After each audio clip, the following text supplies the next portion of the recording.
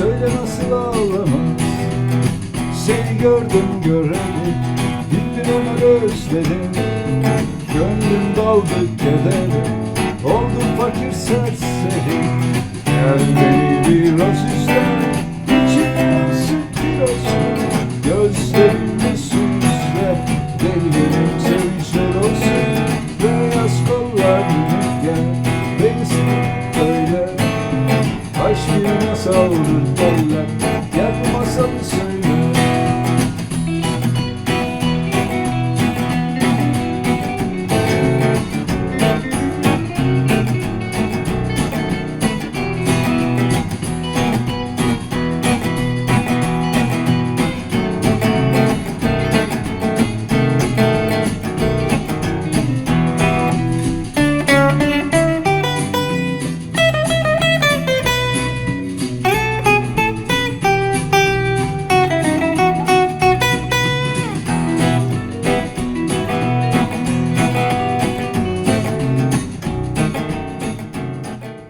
Ne yapalım ne edelim derken Ersen'le yeniden bir süre çalıştık.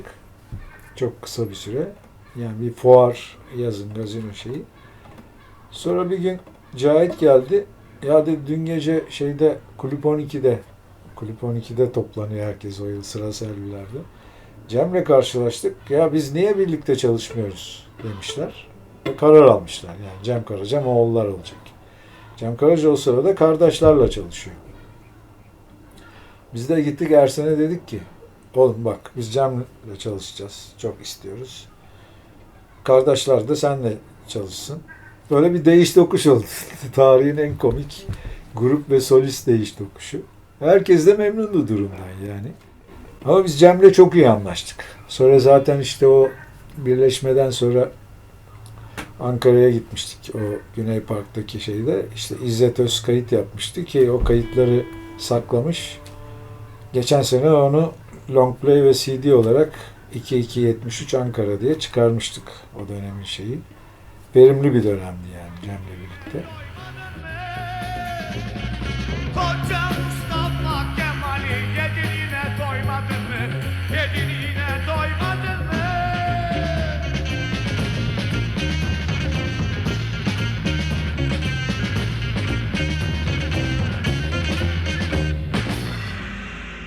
Ayzer'le ikimiz ayrıldık gruptan.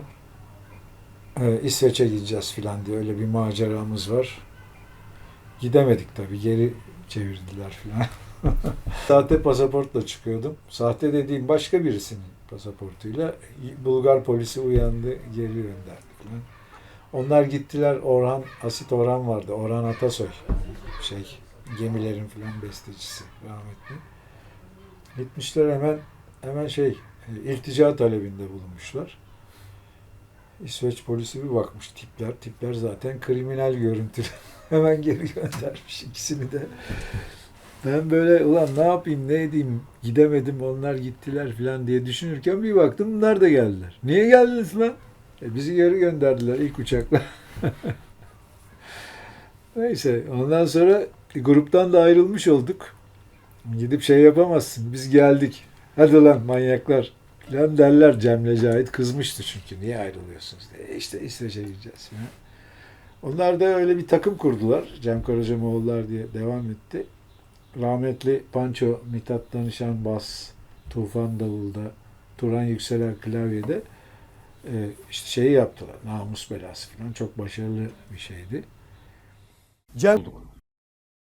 Bizim Cem Karaca Dervişen döneminden bahsedelim. Şimdi Dervişen grubu Moğollardan sonra kurduğu bir grup Cem'in. İlk grupta Uğur Dikmen, Ünol Büyükgöneç, Hüseyin Sultanoğlu davulda, bastada Oğuz Durukan var. İlk takım çok iyi bir takım. Tamirci çırağını falan yapan takım. Fakat çok değişen bir ekip Dervişen. Sonra ikinci takımda ben de vardım. Murat Ses bir ara oldu, ayrıldı. Hüseyin Sultanoğlu ayrıldı. Geldi, Sefa Ulaştır geldi. Uğur Dikmen var. Bir ara Kılıç danışman vardı. Çok kısa bir süre. Neyse. Ama Dervişen benim için önemlidir. Yani Moğollar birinci öncelikli benim müzik hayatımda. İkinci öncelikli de Dervişan'dır. Çünkü Cem'le çok iyi anlaşıyorduk o sıralarda. İşte 70'lerin ortaları falan böyle politik hayat da canlıydı bayağı. Sertti de hatta. Ben de çok okuyordum o yıllarda.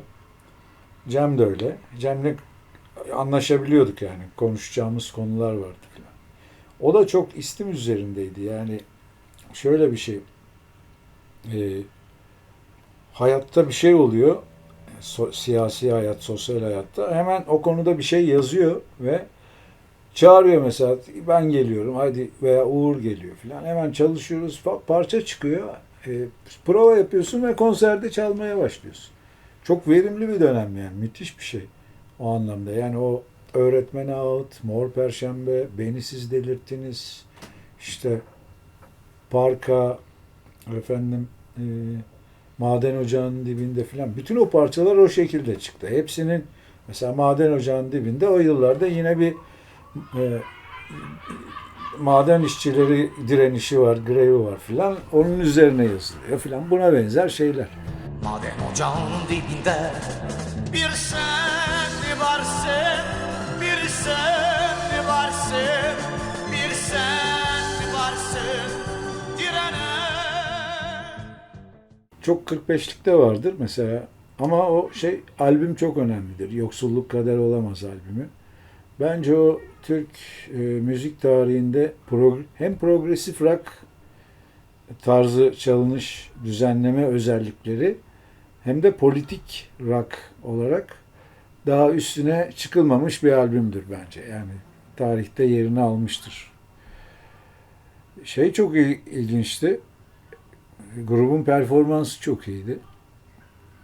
Albüm yapmadan önce o parçaları o söylediğim şekilde çıkar. Konserlerde çalarız, turnede çalarız, iyice oturur, seyirciden gelen tepkiye göre şekil alır.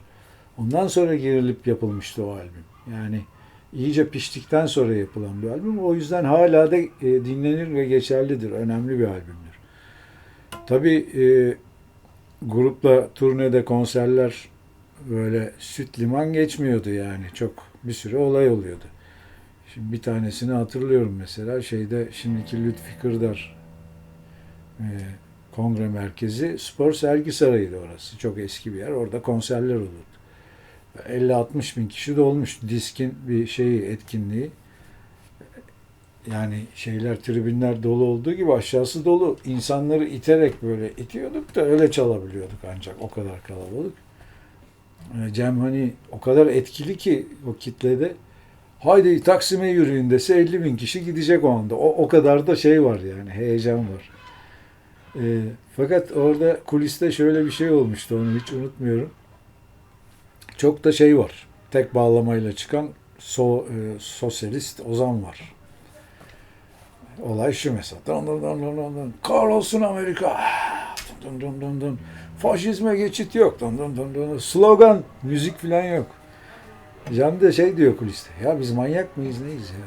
Bu kadar alet diyor uğraşıyoruz. Provalar yapıyoruz. Düzenlemeler. Ne gerek var diyor. Al bağlamayı çık kahrolsun Amerika'da. Böyle falan.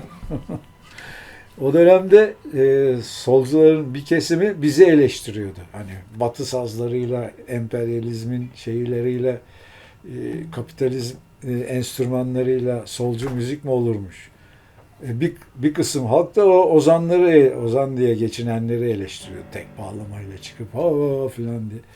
Yani o solun bir de öyle bir şey dönemi var yani. Çok yüzlerce fraksiyon vardı. Mesela şey gelir, İGD gelir, İlerici Gençlik Derneği, TKP'ye bağlı. Cem'le konuşurlar. Cem TKP'li gibi davranır. Mao'cular gelir, onlarla o Mao'cu gibi davranır. İşte CHP gençlik, CHP'li sosyal demokrat olur. Cem'e diyorum ne bu ya, sen durmadan değişiyorsun. Diyor, biz diyor katalizatörüz diyor. Doğru da söylüyordu. Çünkü Cem'in o konudaki bilgisi hepsinden fazlaydı. Teorik okuma seviyesi olarak diyelim.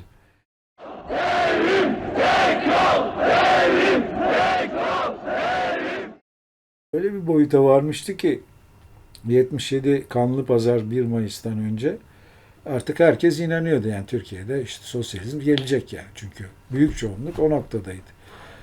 Fakat orada işte o katliam ondan sonra yavaş yavaş Türkiye'de sol çöküşe geçti. 12 Eylül 80 darbesine kadar. O hazırlanmış bir planlı bir şeydi herhalde öyle gözüküyor. Urfa'da Sefa'nın eşi Yeşim Türk hafif müziği şarkıcısıydı. O da vardı programda zaten sanatçı olarak. O, ben, işte bizim basçı birkaç arkadaş işte çünkü o yıllarda kaçakçılar çarşısı falan var Güneydoğu'daki şehirlerde. Yurt dışından mal. Yani öyle bir dolaşalım, gezelim falan dedik. Herkes bize kötü kötü bakıyor. Dışarı çıktık 50-60 kişilik bir grup toplanmış. Başvuru Türkiye, Allah Allah Allah, ne yani zincirler, sopalar çıktı bize saldırdılar. Biz kadınları hemen bir dükkana soktuk falan kaçıyoruz arkamızdan bana bir yumruk geldi öbürküne zincir falan. Yani bir şehirde bir karışıklık oldu. Saldırı var. Sonra bizim menajer bir jandarma jipiyle geçti işaret ediyor karakol oraya gidin falan diye. Karakola sığındık. Yakaladılar birkaç tanesini işte yüzleştiriyorlar falan filan. Neyse. Sonra toplantı yaptık bu konseri verelim mi vermeyelim mi verelim hani biz de mücadeleciyiz yani. Halk aranarak girdi içeri. Yani. Biz çalarken ben en sol taraftayım. Duvar var burada. Duvara ateş ediliyor. Onu biliyorum. Yani duyuyorsun. Ben de gitara böyle vuruyorum. Yani. Neyse konser bitti. Konser sonrası polis kordonu altında aletleri otobüse yüklüyoruz. Çünkü ileride kalabalık bir grup toplanmış. Komünistler Moskova'ya diye bağırıyor. Ondan sonra Cem geldi dedi. Biz Diyarbakır'a gidecektik. Yok Antep'e gidecektik. Antep yoluna pusu kurmuşlar diyor kulağıma. Sakın bozmayalım hiç oraya gidiyoruz falan. Tabii biz Diyarbakır yoluna saptık. Hani pusu kurmuşlar yolda çevirip öldürecekler. O yıllar için normal bir şey yani. Yani şaşırtıcı bir şey değil o yıllar. Her gün olan şeyler. Sonra öğrendik ki o konseri tertipleyen CHP Gençlik Kolları Başkanı'nı öldürmüşler. Sırf o konser yüzünden. Mevzu da şu. O yıllarda işte Ecevit koalisyonlar falan vardı. Güneydoğu'da toprak reformu çalışmaları başlatmıştı. Onun manipüle edilmesi için işte bir sürü sağ militan oraya gönderilmiş. Şehirde demişler. Komünistler geliyor. Cem Karaca Dervişan için deniliyor bu. Camiyi yakacaklar. Çok ilginçtir. Biz bu konuda keskindik yani. Keskin derken hani bir fraksiyona ait bir şey yapmıyorduk. Hani CHP'den gençlik kolları genellikle yapıyordu. DİSK çok güçlü bir sendikaydı. Onun konserleri.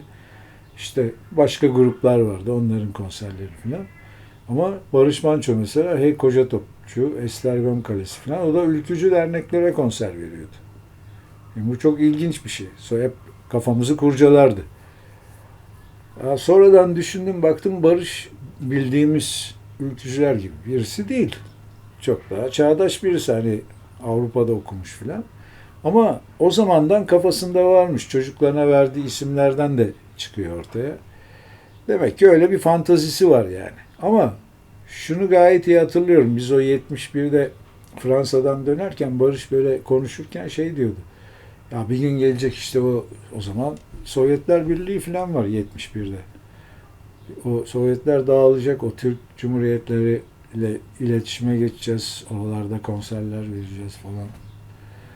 Böyle bir vizyonu vardı kafasında. Öyle bir şeyi var kafasında. Hani şöyle diyeyim, milliyetçi, ülkücü ama modern ve gelecek vizyonlu bir milliyetçi, ülkücü diyebilirim Barış Manço için. In our country we have two different type of Turkish music. It sounds weird, I understand. We have authentic classical Turkish music and what we call Turkish pop music, a kind of rock music if you want, which is our music, you know. After making this difference, I can tell you, in our Turkish music, which is young people's Turkish music, today's Turkish music, we're using some Western instruments as guitars and bass, drums, organs, mixed together with some of our Turkish traditional instruments.